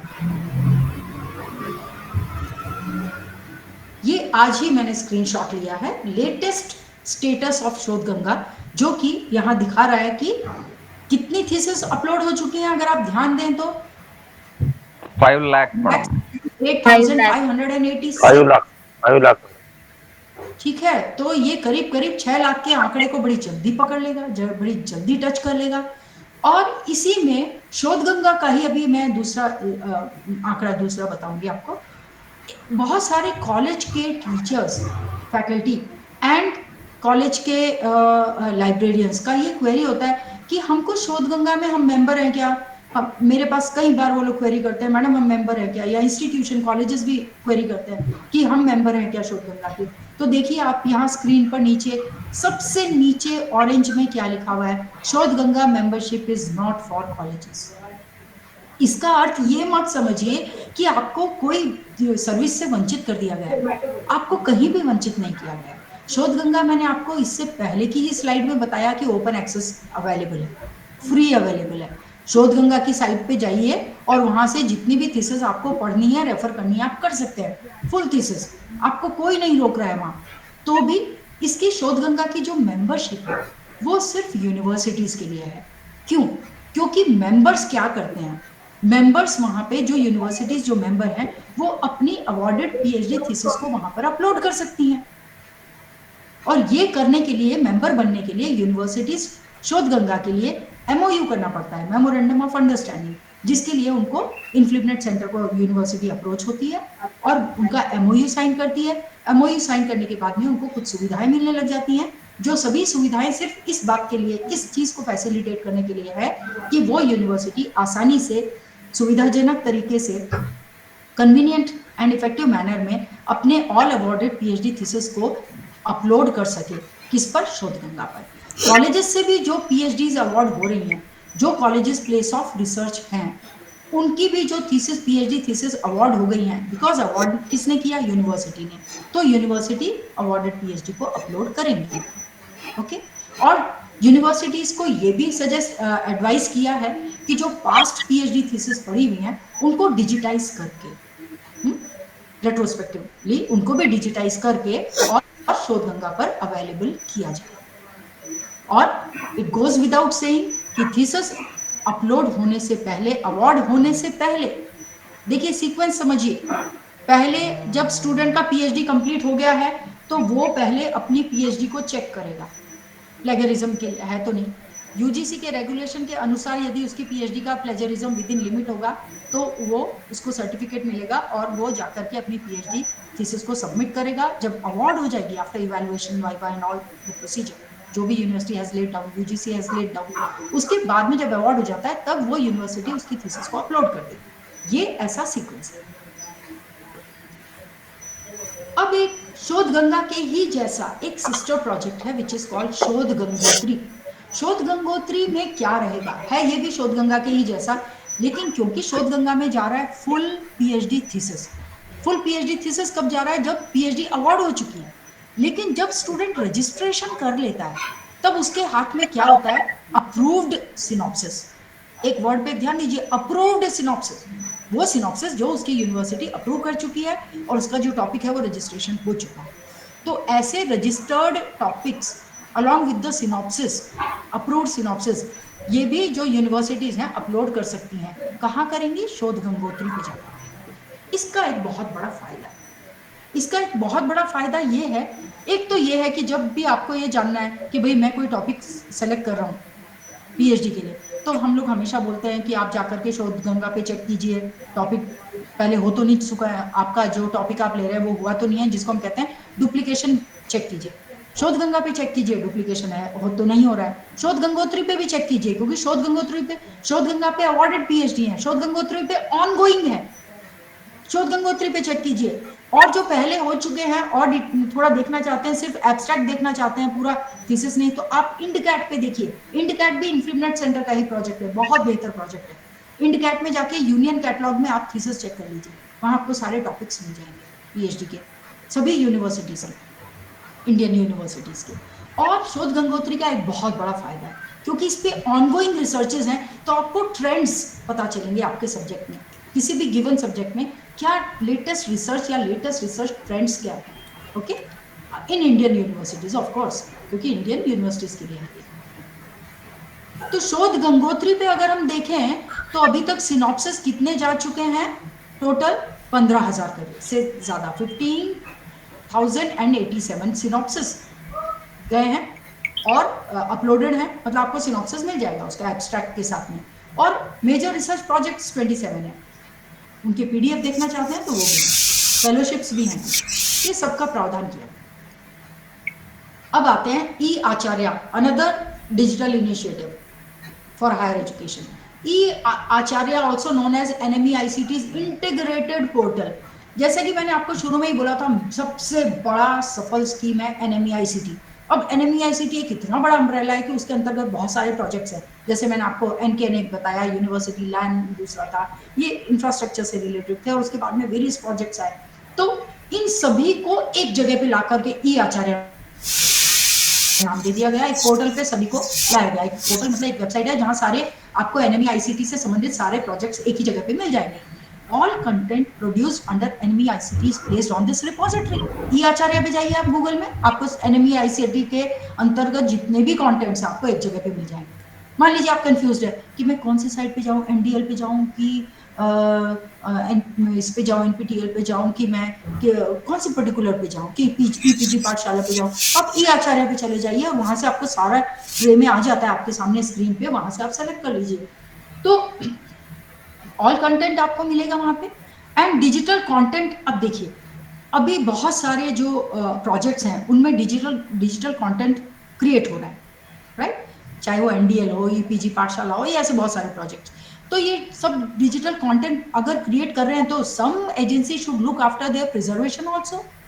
उसको लॉन्ग टर्म सेव करना, स्टोर करना, वो स्टैंडर्ड फॉलो करते हैं कि नहीं वो देखना, उसके मेटा डेटा की स्टैंडर्ड मेटा डेटा स्कीम्स बनाना, ये सबका सब ई आचार्य नाम की स्कीम कर रही है। बहुत ही जरूरी है। आज हम कर रहे हैं, अब कल को हम वो डेटा लूज कर जाएं, we can not afford that. So e Acharya बहुत अच्छा, बहुत for management of these all the projects बहुत ही अच्छा एक इनिशिएटिव है। And long term availability ensure करना भी आचार्य का एक काम है इस प्रोजेक्ट का। 24/7 डेटा सेंटर्स हैं, इंटीग्रेटेड टू क्लाउड नेटवर्क है, सारा का सारा ई कंटेंट प्रॉपर तरीके से 24/7 अवेलेबल हो, इंटरनेट के माध्यम से अवेलेबल हो, एंड उसके अलावा हमेशा के लिए हो, स्टैंडर्ड्स को फॉलो करता हो, ये सब देखना ई आचार्य का काम है। तो इसको डेवलप किया है IIT दिल्ली ने, और इसमें इन्वॉल्व रहे हैं NIC और NKN डेटा सेंटर्स, और इसका नाम डेटा बादल नाम का डेटा सेंटर है, और MOOCs भी इसका हिस्सा है। ई कल्पा, ई कल्प या ई कल्पा कहते हैं, ई कल्प। तो ई कल्प जो है ये क्या है? This is a project for creating digital learning environment for design. जो डिजाइन डिसिप्लिन है, डिजाइन जो सब्जेक्ट एरिया है, उसके लिए खासकर ई कल्प नाम का प्रोजेक्ट लाया है मिनिस्ट्री ऑफ HRD ने या मिनिस्ट्री ऑफ एजुकेशन ने। Again it is a part of NMEICT। तो ई कल्प में कौन कौन इन्वॉल्व है? IIT Bombay, IIT Guwahati and NID Bangalore. ये क्या कर रहे हैं कि डिजाइन से रिलेटेड सब्जेक्ट जो है डिजाइन, उससे रिलेटेड कोर्स कंटेंट तैयार करना, अदर रीडिंग मटेरियल तैयार करना, वेरियस प्लेटफॉर्म्स पे तैयार करना, और रिसर्चर्स के लिए कोलैबोरेट करना, ये सारा काम इस ई कल्प नाम के प्रोजेक्ट में किया जा रहा है।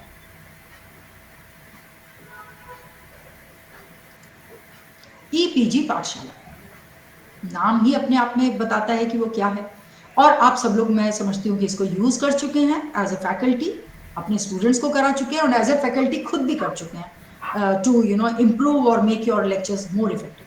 सो PG पाठशाला ये भी NMEICT का ही पार्ट है, और इसमें e content in almost all subjects across all disciplines of social sciences, arts, fine arts, humanities, natural sciences, mathematical sciences, linguistics, languages, कोई सब्जेक्ट PG पाठशाला से लगता नहीं कि छूटा होगा। और वेरियस सब्जेक्ट एक्सपर्ट्स अपॉइंट किए गए हैं जो इस पे PG पाठशाला पे लेक्चर प्रिपेयर करते हैं, सबमिट करते हैं, अप्रूव होने के बाद में वो PG पाठशाला में अवेलेबल कर दिया जाता है। And these have been developed by subject experts working in Indian universities and R&D institute. मैंने आपको पहले ही बोला कि सिर्फ यूनिवर्सिटीज का नेटवर्क नहीं है, R&D इंस्टीट्यूट्स भी उसका हिस्सा हैं, NKN नेशनल नॉलेज नेटवर्क का हिस्सा है। साइंटिस्ट, टीचर्स, फैकल्टी सब आपस में कोलैबोरेट करके कंटेंट क्रिएट कर रहे हैं, रिसर्च कर रहे हैं। Every subject had a team of principal investigators, coordinators, content writers, content reviewers, language editors, multimedia team. अब एक प्रोजेक्ट है जिसका नाम है PM ई विद्या। अब ये ई विद्या क्या कर रहा है, ये सबको यूनिफाई कर रहा है, all efforts related to digital online on air education. Basically ये डील करता है स्कूल लेवल एजुकेशन से। तो जितने भी स्कूल लेवल एजुकेशन के जितने भी डिजिटल इनिशिएटिव हैं, ऑनलाइन प्लेटफॉर्म हैं, पोर्टल्स हैं, वेबसाइट्स हैं, जितने भी स्कूल एजुकेशन से रिलेटेड गवर्नमेंट के एफर्ट्स हैं, प्रोजेक्ट्स हैं, स्कीम्स हैं, वेबसाइट्स हैं, पोर्टल्स हैं, सबको इकट्ठा करके एक जगह पे ला दिया गया है और उसको नाम दिया गया है PM E Vidya. This will benefit nearly 25 crore school going children across the country. NPTEL, National Program on Technology Enhanced Learning. It is a joint venture of IIT IISc, funded by MOE, Ministry of Education. पहले तो इसका नाम वही था, ministry of human resource development, तो ministry of HRD, अभी MoE. तो ये 2003 से एनपीटीईएल भी काफी पुराना प्रोजेक्ट है, काफी अच्छी सक्सेस स्टोरी है हमारी। और इसमें ज्यादातर कोर्सेज जो डिजाइन किए गए हैं, ज्यादातर तो science and technology engineering technology से ही रिलेटेड है। Initially started as a project to take quality Already education add to killer all on corners of the steroids. Country. NPTEL offers more than several hundreds of certification course। हालांकि मला इसकी शुरुआत NEP हुई थी orientation January technological courses के 2022. साथ, लेकिन Added धीरे आहात धीरे तुम्ही. एक्सपैंड करते हुए उसमें और भी डिसिप्लिन ला लिए गए हैं, और भी टाइप के सर्टिफिकेट कोर्सेज ला लिए गए हैं, और एनपीटीईएल के कोर्सेज काफी सारे सेमेस्टर वाइज अभी चल रहे हैं, कवरिंग वेरियस डिसिप्लिन। आप जैसे पीएचडी भी अगर आप रजिस्टर करने जाते हैं तो एनपीटीईएल के कोर्सेज भी आप कर सकते हैं, आपको क्रेडिट पॉइंट्स वहां से भी मिलते हैं, स्वयं के एनपीटीईएल के। स्पोकन ट्यूटोरियल मैंने तभी बताया था इसके बारे में। So learn various free and open source software all by one self. आपको यहाँ पे जो सॉफ्टवेयर्स हैं वो आपको न कि सिर्फ ओपन सोर्स फ्रीली अवेलेबल हो जाएंगे, डाउनलोड हो जाएंगे, बल्कि आप अपने हिसाब से स्टूडेंट उनको पढ़ सकता है, समझ सकता है। और क्योंकि वो इंटरनेट के माध्यम से अवेलेबल है, सो because they are online, you can learn, you can access the softwares, you can download them, and you can learn them from anywhere in the world at any given time. And it covers almost all the subjects। इसमें सभी discipline इसमें भी हैं, arts है, management है, commerce है।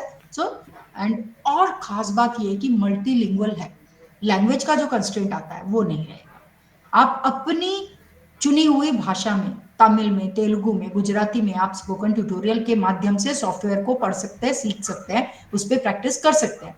There are some courses relevant at school level, तो इनमें से कुछ स्कूल लेवल के भी कोर्सेज हैं। These can also be use by teachers to prepare lesson plans, teachers भी कर सकते हैं। सो अभी थोड़ा सा मैं इसको अभी समराइज करती हूँ। ओके, जितनी मैंने स्कीम्स बताई बहुत हैं फ्रेंड्स, बट टाइम उतना तो अलाउ नहीं करता कि मैं और भी बता सकूं, लेकिन कोशिश तो करूंगी ज्यादा से ज्यादा आप लोग को बता पाऊं।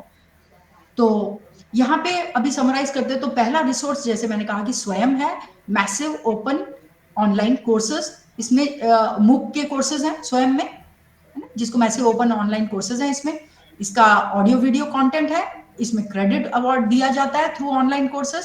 और ये किसको, फॉर इंस्टीट्यूशन क्या करती है, इंस्टीट्यूशन का काम है अपनी फैकल्टी को एनकरेज करना कि भाई तुम ये मूक के कोर्सेज बनाओ, स्वयं पे लॉन्च करो और एक्सेप्ट। और जो इंस्टीट्यूशंस का, यूनिवर्सिटीज का ये भी काम है कि वो उनके क्रेडिट्स जो स्वयं अवार्ड कर रहा है उसको अप्रूव करे, उसको एक्सेप्ट करे, उसको इनकॉर्पोरेट करे अपने सिस्टम में, ताकि स्टूडेंट्स को उतने क्रेडिट पॉइंट्स वगैरह सर्टिफिकेट दे एक्सेप्ट किए जा सके। और स्वयं के अपने लोकल चैप्टर्स भी इंस्टीट्यूट का काम है कि बनाए।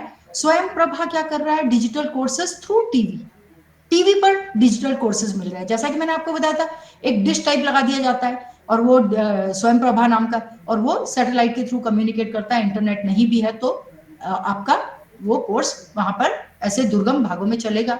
तो वॉच, इसमें एजुकेशनल प्रोग्राम चलेंगे, 24/7 अवेलेबल रहेगा। और इंस्टीट्यूशंस का काम है कि स्वयं प्रभा के लिए वो अपना कोर्स कंटेंट तैयार करे और स्वयं प्रभा के लिए उसको वहां पे पूल करे।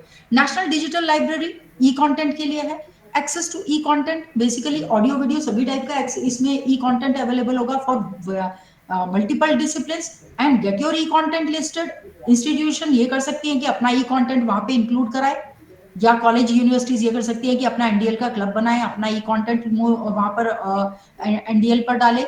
ई पीजी पाठशाला क्या करना है, gateway for e book up to PG. जो स्कूल के लिए उसका नाम है ई पाठशाला, और जो कॉलेजेस के लिए उसका नाम है ई पीजी पाठशाला। तो बेसिकली आपको ई बुक्स से लेकर के आपको बाकी भी मटेरियल वहां पे अवेलेबल है। लेक्चर मटेरियल है, ऑडियो वीडियो और टेक्स्ट फॉर्म में, पीडीएफ फॉर्म में। और आपका कॉलेजेस का, यूनिवर्सिटीज का ये onus, this lies on the universities and colleges to host your own e books also there. Shodhganga एक reservoir of Indian thesis and dissertation है। तो इसमें ये क्या है कि जैसा मैंने आपको बताया कि full text of thesis and dissertation are made available on this website, on this digital repository Shodhganga.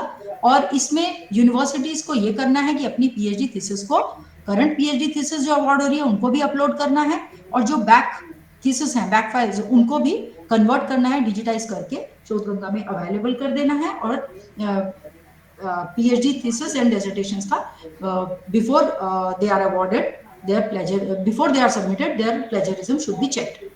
E-Shodha Sindhu basically e-journals and e-databases की full text form में students को and faculty को available किया जाता है through universities, colleges को analyst के माध्यम से था, और ये रिसर्च को और academics को for faculty और students बहुत effective way में improve करता है।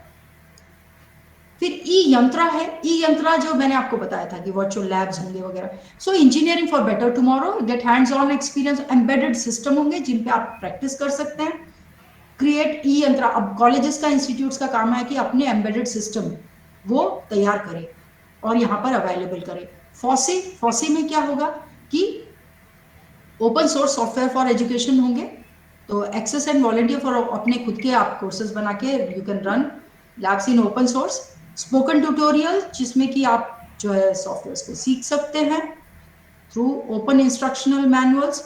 और वर्चुअल लैब्स हैं जहाँ की एक फिजिकल लैब की जरूरत नहीं है, लेकिन आपके लैब्स जो होंगे वो थ्रू कंप्यूटर सिमुलेटेड प्रोग्राम के थ्रू, कंप्यूटर सिमुलेटेड एनवायरनमेंट के थ्रू स्टूडेंट्स को अवेलेबल हो जाएंगे, फैकल्टी एंड स्टूडेंट्स को। नेशनल एक इंटर्नशिप पोर्टल भी है अप्रेंटिसशिप कराने के लिए। National education alliance for technology, ये भी एक प्रोजेक्ट है। देन ई समर्थ, यूनिवर्सिटी एंटरप्राइज रिसोर्स प्लानिंग, ये जो एक ईआरपी सिस्टम है जिसका सेंट्रल गवर्नमेंट की तरफ से लाया गया है, जिसमें स्टूडेंट का admission to migration and university का एडमिनिस्ट्रेशन, एग्जामिनेशन, सभी एक्टिविटी वहां पे कंट्रोल होंगी, मैनेज होंगी। उसके लिए सारा डेटा पहले कैप्चर किया जाएगा। तो ये पूरा स्टूडेंट डेवलपमेंट लाइफ साइकिल इसमें होगा, from right from admission to migration. And इसका ई गवर्नेंस पूरा जो है यूनिवर्सिटीज अपना करेंगी। तो ये ईआरपी सिस्टम है, और जो कि सेंट्रल गवर्नमेंट की तरफ से लाया गया Samarth, and most of the universities are participating into it. और university has also started participating into this.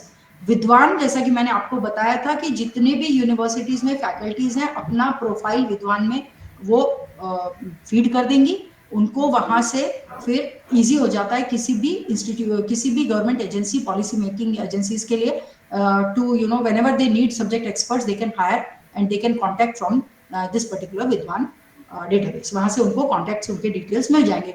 आईरिन्स भी ऐसा ही है, Indian research information network system, ये भी रिसर्च प्रोफाइल्स ही कैप्चर करता है फैकल्टी के एंड साइंटिस्ट लोगों के, सो दैट दे कैन कोलैबोरेट। शोध शुद्धि, शोध शुद्धि पीडीएस, प्लेजरिज्म डिटेक्शन सॉफ्टवेयर, ये भी इन्फ्लिबनेट का ही प्रोजेक्ट है। इसके द्वारा इन्फ्लिबनेट से जितनी भी यूनिवर्सिटी एमओयू करती हैं, किस बारे में एमओयू करती हैं? शोधगंगा के बारे में। तो शोधगंगा से रिलेटेड जितने भी एमओयू करेंगे जो भी universities, means they become a member of Shodhganga, तो उनको उसके तहत फ्री में एक प्लेजरिज्म डिटेक्शन सॉफ्टवेयर प्रोवाइड किया जाता है। And this scheme is called as Shodh Shuddhi. Nagpur university being a part of this Shodhganga project, being a member of Shodhganga project, we have got access to this since last 5-6 years. And then there is academic bank of credits. एक ये bank of credits भी बनाया जा रहा है, जो आपने तो खासकर सुना ही होगा, एनईपी के चलते थोड़ा ज्यादा इसको मोमेंटम मिला है। तो स्टूडेंट्स के एकेडमिक क्रेडिट्स जमा होंगे, तो ये सब कहाँ फैसिलिटी, कहाँ स्टोर होंगे, कैसे ट्रांसफर होंगे, इसके सब गाइडलाइंस, बायलॉज, ये सब इंस्टीट्यूशन को बनाने, इंप्लीमेंट करने। आईरिन्स जो है, IRINS is a web based research information management service developed by INFLIBNET centre. ये बेसिकली क्या कर रहा है? दिस पोर्टल फैसिलिटेट्स, जो फैकल्टी है या आर&डी इंस्टीट्यूट के जो साइंटिस्ट है, उनका डेटा वो वहां पर अपना फीड करेंगे, अपना स्कॉलरली डेटा आईरिन्स में फीड करेंगे, और वहां पर उनको एक अपॉर्चुनिटी मिलती है कि वो अपना नेटवर्क तैयार कर सके आपस में. It is available as free software as a service. Main बात ये है कि ये क्लाउड बेस्ड है और सॉफ्टवेयर एज अ सर्विस करके आयरिस प्रोवाइड किया जा रहा है freely to the universities and LLD organizations. It supports. तो ये क्या क्या क्या कहाँ कहाँ यूज होता है आयरिस का? एचआर सिस्टम में, कोर्स मैनेजमेंट में, ग्रांट्स जो फंडिंग होता है, वेरियस रिसर्च फंडिंग वगैरह जो आता है, इंफ्रास्ट्रक्चर ग्रांट है या रिसर्च ग्रांट है, तो उसमें आयरिस का यूज होगा. इंस्टीट्यूशनल रिपोजिटरी के लिए भी होगा. Open and commercial citation database, publishers, scholarly publisher. It has integrated with, जैसे ऑर्क आईडी जो हम लोग का जो रिसर्चर्स हैं फैकल्टी, ऑर्क आईडी हम अपना क्रिएट करते हैं, स्कोपस आईडी होता है हमारा. हमारा एक फॉर दैट मैटर गूगल पे भी हमारा एक आईडी बनता है, रिसर्च आईडी. माइक्रोसॉफ्ट का भी बनता है, या गूगल स्कॉलर का आईडी. ये सब आपस में हम आयरिस पे डालेंगे तो वहां पे आयरिस में हमारा एक क्रिएट होता है प्रोफाइल, जिससे हम सारा ये कम्युनिकेट कर सकते हैं. और कुछ डिजिटल इनिशिएटिव्स जो which I have thought of and I have worked on these most of them, तो वो भी मैंने यहाँ लिस्ट किया है. अभी आपको बताया समर्थ, तो समर्थ तो वही है जो गवर्नमेंट ऑफ, अभी मैं जस्ट आपको बताया कि समर्थ क्या है, कि ईआरपी है ना, स्टूडेंट का लाइफ साइकिल होगा फ्रॉम एडमिशन टू माइग्रेशन. ये कैसे सेंट्रल गवर्नमेंट ने लॉन्च किया, तो सेंट्रल गवर्नमेंट ने सभी यूनिवर्सिटीज को कंपलसरी इसमें पार्टिसिपेट करने के लिए बोला है. Then there was all India survey of higher education. ये आप सभी जानते हैं कि ये भी सभी यूनिवर्सिटीज को बोला गया कि एआईएसएचई में आप अपना डेटा फीड कीजिए. इवन कॉलेजेस को, कॉलेजेस का भी डेटा जो है वो यूनिवर्सिटीज के ही माध्यम से, एक नोडल अधिकारी के माध्यम से ये कैप्चर किया गया. और एआईएसएचई पे एक यूनिक आईडी हर इंस्टीट्यूट का क्रिएट हुआ यूनिवर्सिटीज का. तो डीएचई एक हमारे स्टेट लेवल पे महाराष्ट्र गवर्नमेंट ने भी I think about 8 to 10 years ago एक डायरेक्टरेट ऑफ हायर एजुकेशन ने भी लाया था मैनेजमेंट इंफॉर्मेशन सिस्टम. एंड वो भी है जिससे कि मैनेजमेंट, अगर डायरेक्टरेट ऑफ हायर एजुकेशन को, ministry of higher education state level पे उनको कोई डिसीजन लेना है तो उनका डिसीजन वेल इन्फॉर्म्ड हो, सारा डेटा उनके सामने हो, so that they can take effective and good decision. तो उसके लिए ये DHEMIS was launched and it was working.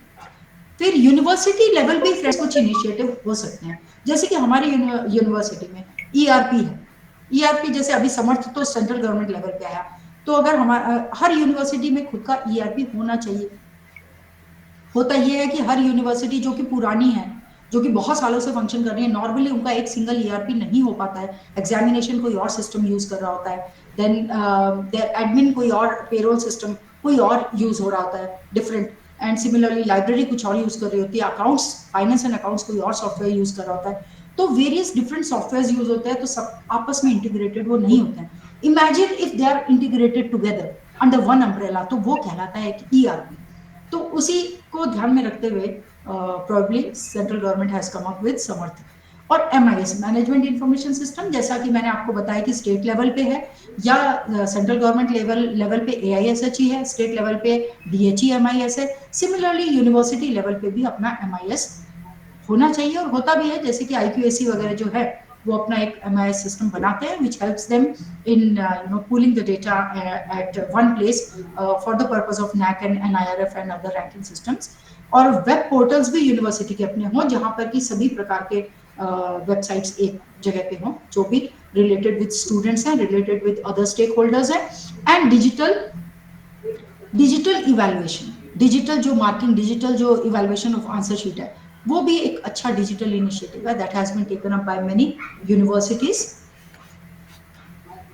Benefits of digital initiatives, तो बेनिफिट्स अभी तक जो मैं बोलती आई, increase access to education. Increase access क्यों हो जाएगा? क्योंकि जैसे कि आप टेक्नोलॉजी का इस्तेमाल हो रहा है तो उसका एक्सेस तो बढ़ेगा. जहां फैकल्टी नहीं है तो रिमोटली अवेलेबल फैकल्टी भी अवेलेबल हो सकती है. तो इम्प्रूव क्वालिटी ऑफ लर्निंग होगा उसी, क्योंकि ये सब इतना टेक्नोलॉजी होगा, इतना अवेलेबिलिटी अगर बढ़ाने की कोशिश की जा रही है, not only to the faculty, इतना सारा कंटेंट क्रिएट किया जा रहा है, इतना सारा लर्निंग रिसोर्सेज क्रिएट किए जा रहे हैं in terms of lectures, in terms of simulated labs, in terms of virtual labs, in terms of various repositories. तो ये सारा जो learning resources जो बन रहा है, this is definitely going to enhance the learning and research activities in any university or college. Then greater affordability भी होगा, क्योंकि content अगर आपको open access freely available हो जाता है तो मैंने आपको बहुत सारे प्रोजेक्ट बताए जो तकरीबन सारे फ्री हैं, सब ही फ्री थे। तो ऑफ कोर्स अफोर्डेबिलिटी भी बढ़ेगी और एफिशिएंसी बढ़ेगी क्योंकि टेक्नोलॉजी का इस्तेमाल हो रहा है। तो एफिशिएंसी एफिशिएंसी मतलब क्या है, स्पीड बढ़ाना, एक्यूरेसी बढ़ाना, रिलायबिलिटी बढ़ाना।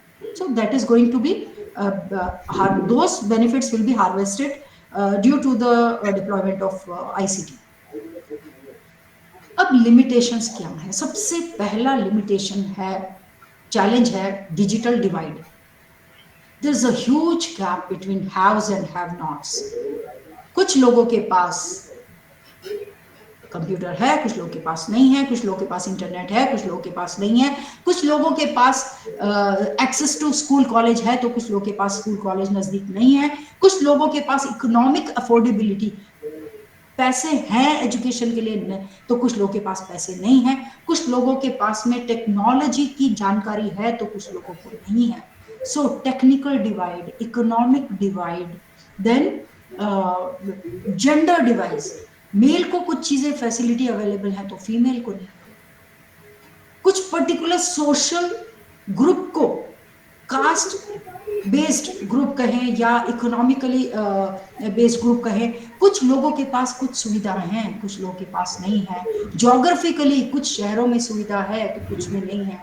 कुछ मेट्रो सिटीज में जो अवेलेबिलिटी है वो दूसरे टीयर 2 या टीयर 3 सिटीज में नहीं है, like that. So this is all digital divide. Then frequent changes in schemes. होता यह है कि गवर्नमेंट बहुत तरीके की स्कीम लाती है, सेंट्रल गवर्नमेंट भी लाती रहती है, स्टेट गवर्नमेंट भी लाती रहती है, बट ये पाया गया है कि कई बार वो स्कीम्स बंद हो जाती हैं, फिर कोई और गवर्नमेंट आती है, कोई और स्कीम लाती है। तो फ्रीक्वेंट चेंजेस से कई बार स्कीम बीच में ही रुक जाती हैं या जितनी वो अपनी इम्प्लीमेंटेशन फेज तक पहुंच नहीं पाती हैं, and there are other issues also. तो कई बेहतर ये होगा कि जो गवर्नमेंट से जो अच्छी स्कीम्स हैं, जिन जो सक्सेसफुल हो रही हैं, उनको कंटिन्यू करें और उनको स्ट्रेंथन करें। देन डेटा सिक्योरिटी, बिकॉज कोई भी स्कीम को नेशनल लेवल पे या यूनिवर्सिटी लेवल पे या स्टेट लेवल पे जब लॉन्च किया जाता है तो उसमें बहुत सारा स्टूडेंट्स का और फैकल्टी का डेटा कैप्चर किया जाता है, जो कि पर्सनल डेटा भी होता है। तो डेटा का सिक्योरिटी होना बहुत जरूरी है, क्योंकि hackers of late have been very smart और सब कुछ वो ब्रेक करके सब डेटा चोरी कर लेते हैं। तो उससे बचना होगा। साइबर लॉस, साइबर ये सब जगह पे होने पड़ेंगे और इफेक्टिव होने पड़ेंगे। Inconsistencies due to several portals. ऐसा भी देखा गया है कि अब मैं नाम नहीं लूंगी, कोई एक पोर्टल सेंट्रल गवर्नमेंट का है, कोई दूसरा पोर्टल स्टेट गवर्नमेंट का है, कोई तीसरा पोर्टल यूनिवर्सिटी लेवल का है, और सभी सेम टाइप का डेटा कैप्चर कर रहे हैं, सभी टाइप का डेटा फीड करवा रहे हैं। अब तीनों पोर्टल आपस में कनेक्टेड नहीं है, लेकिन there are huge chances of making mistakes while typing the data or while collecting the data. कभी ह्यूमन एरर भी हो सकती है, कभी टाइपोग्राफिकल हो सकती है, कभी पर्पसफुल मिस्टेक्स भी हो सकती हैं, डेलिबरेट मिस्टेक्स भी हो सकती हैं। तो इनकंसिस्टेंसीज होंगी, पोर्टल्स में पाई जा सकती हैं। तो ये देखना होगा कि इंटीग्रेटेड पोर्टल हो, वेरियस पोर्टल्स की जगह क्यों ना एक सिंगल, जैसे सिंगल विंडो सर्च होता है वैसे सिंगल विंडो डेटा कैप्चरिंग हो, and once the data has been captured safely and secured manner में वो अलग अलग स्कीम्स को पोर्ट किया जा सके। Information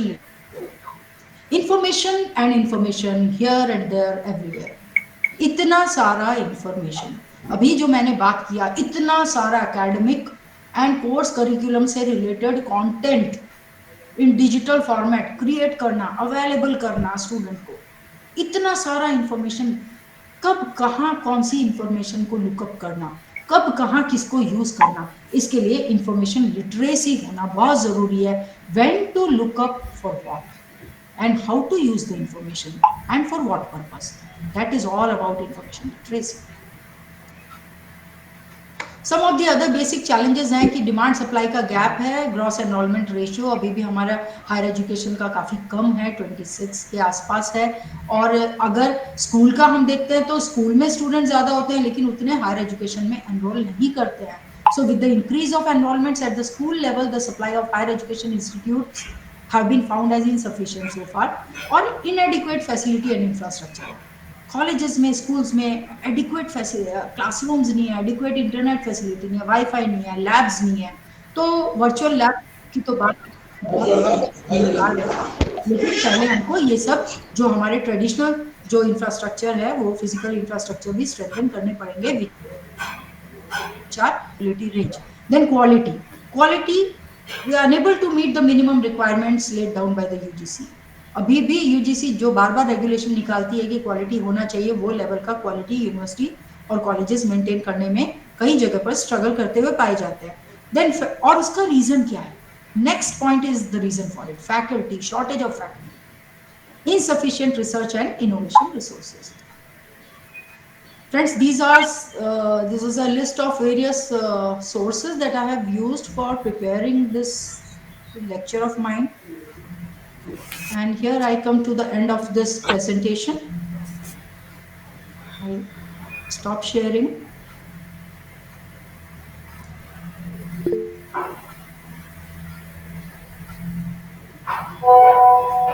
Any questions? Hello Yes. Ma'am, बहुत ही इंफॉर्मेटिव सेशन था. Hello. Okay, yes, I can hear you. बोलिए.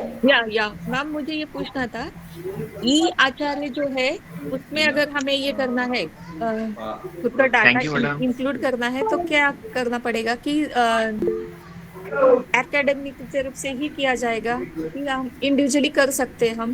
इसमें there is a lot of noise. Please जो लोग अदर अभी पार्टिसिपेंट्स काइंडली म्यूट योरसेल्फ. जो पूछ रहे हैं वही सिर्फ अनम्यूट करिए, बाकी प्लीज म्यूट पे रहिए. हाँ, आपने कौन से प्रोजेक्ट के लिए पूछा? मैम, मैं ई आचार्य के लिए पूछ रही हूँ. जैसे कि मैं लेक्चरर हूँ, तो हमें खुद का इंफॉर्मेशन पुटअप करना है, जो आपने बताया था कि यूज किया जाता है तो देखने आप के लिए. आईरेंस पे जाके कीजिए. आई विल सजेस्ट आईरेंस पे कीजिए. आप हाँ. इन्फ्लिनेट पे जाइए, इन्फ्लिनेट पे आईरेंस है और विद्वान है, ओके. इन दोनों पे आप अपना डेटा डालिए. अच्छा, हम खुद डाल सकते हैं ma'am yes individually? Yes you can. Okay, thank you ma'am. Anyone else? Madam, बहुत अच्छा रहा session, very nice. Thank you. बहुत सारी नई इन्फॉर्मेशन आपने दी. अभी के जो अपडेट्स है वो पता होना ज़रूरी था हमें. So that was a wonderful session. Any question friends? Lot of appreciation messages are there in the chat box. Madam का कल भी अपने साथ एक सेशन है प्लेगैरिज्म के ऊपर, उसमें भी मैडम बहुत सारी नई चीज़ें बताएंगे. Very sensitive topic regarding research and our PhD work. If there are no questions, we can wind up our session here. So I extend my heartfelt thanks to respected Dr. Veena Prakash Madam for engaging such an informative session for all the participants. And see you tomorrow, Madam, at the same time. Thank you so much, Madam. Thank you. Thank you Preeti ma'am and thanks everyone for patient hearing. Thank you so much. बहुत ही अच्छा session Thank रहा. you, ma'am. Thank you, ma'am. Thank you. So Very I will informative Thank Yes, you, madam. ma'am. Yes. session. Thank you ma'am. Thank you, Madam. Thank you so much. Thank you madam. Thank you everyone. यहाँ पे हम लोग रुकते हैं. आज के sessions यहीं पे ख़त्म होते हैं. कल हम मिलेंगे अपने रेगुलर हाँ, कल का भी टाइमिंग 11 बजे से है, क्योंकि सर का सेशन रहता है अपने सेशन के पहले. तो कल भी हम 11 बजे शुरू करेंगे और 2 बजे तक रहेगा अपना सेशन. ठीक है? तो कल का टाइमिंग भी Okay, ma'am. Okay. Okay, ma'am. Thank you, ma'am. 11 बजे शुरू करेंगे. Okay ma'am, thank you.